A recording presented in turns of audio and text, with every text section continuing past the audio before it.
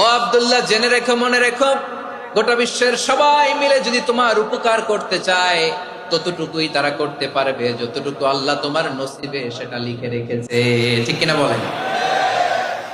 আর যদি গোটা বিশ্বের সবাই মিলে তোমার বিরুদ্ধে কনস্পাইরেসি করে, ষড়যন্ত্র করে, গোটা বিশ্বের সবাই মিলেও যদি তোমার ক্ষতি করতে চায় ততটুকুই শুধু পারবে যেটা আল্লাহ তোমার জন্য বরাদ্দ রেখেছে।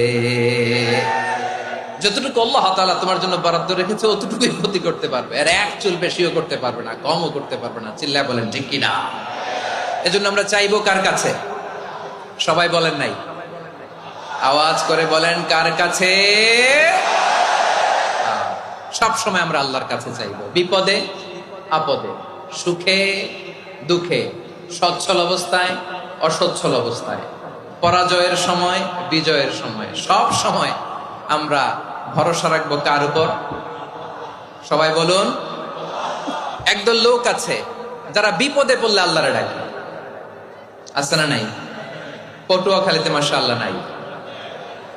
বিপদ আসলে আল্লাহরে ডাকে, বিপদ নাই আল্লাহও নাই। বিপদে পড়লে নামাজ পড়ে, বিপদও নাই নামাজও নাই। বিপদে পড়লে জিকির করে, বিপদ যখন চলে যায় ওদের জিকিরও বন্ধ হয়ে যায়। এরকম আছে না নাই? কিছু লোক দেখবেন পরীক্ষা আসলে নামাজ পড়ে, আছে আছে।